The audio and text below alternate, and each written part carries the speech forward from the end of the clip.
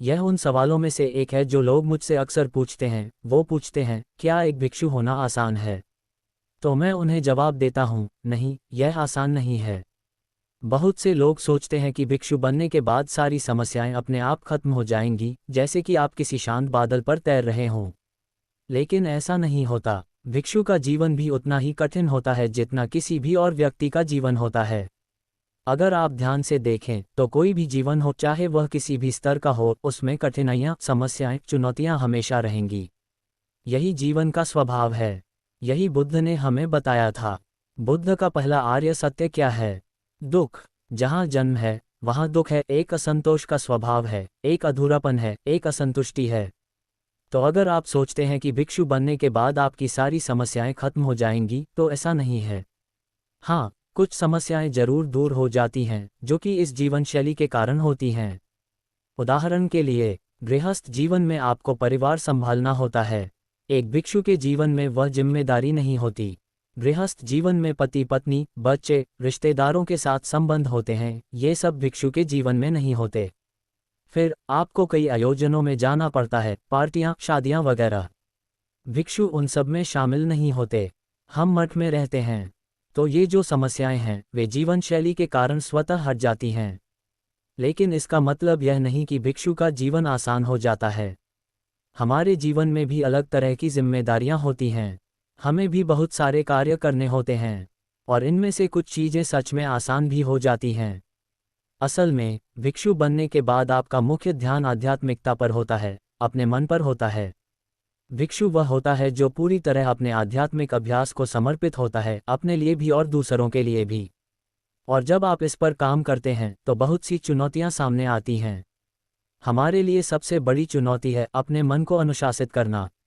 जैसे ही आप भिक्षु बनते हैं, इसका मतलब यह नहीं कि आपका मन तुरंत भिक्षु बन गया।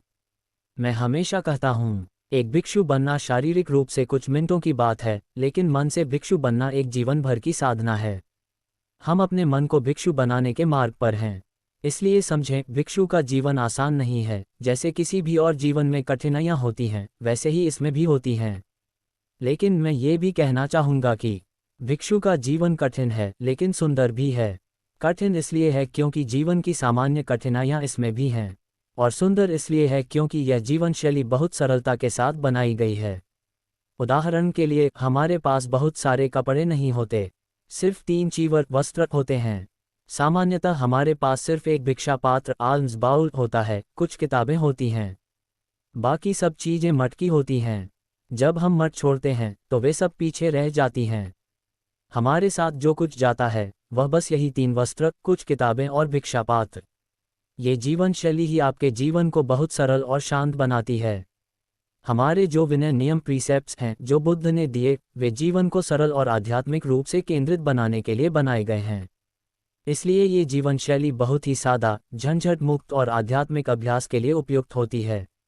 और जो सुंदर पक्ष मुझे इस जीवन में सबसे प्रिय है वह ये है कि एक भिक्षु होने के नाते मुझे बहुत से लोगों से मिलने का अवसर मिलता है।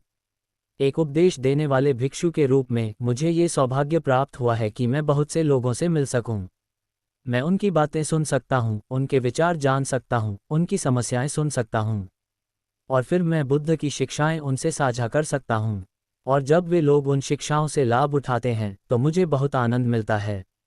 एक और सुंदर पक्ष यह है कि हर सुबह जब आप उठते हैं, आपके पास कुछ अच्छा, कुछ परोपकारी करने के लिए होता है। मठ को साफ करना, मठ के कार्य करना, ये सब करने से यह भाव आता है कि आप अपने लिए और दूसरों के लिए कुछ अच्छा कर रहे हैं। और यह बात सिर्फ भिक्षुओं के लिए नहीं है, कोई भी व्यक्ति बुद्ध की शिक्षाओं को सुनकर, सीखकर, उसका अभ्यास करके इसका लाभ उठा सकता है। भिक्षु होने के नाते हमें इन शिक्षाओं को सीखने, समझने और अभ्यास करने का बहुत समय मिलता है। तो इन सब बातों से आप समझ सकते हैं कि भिक्षु का जीवन आसान नहीं है, लेकिन यह एक सुंदर और अर्थपूर्ण जीवन है। हमें समस्याएं होती हैं, लेकिन हम उन्हें बुद्ध की शिक्षाओं से, अपने अभ्यास से, अपने मन को मजबूत बनाकर उनका सामना करते हैं।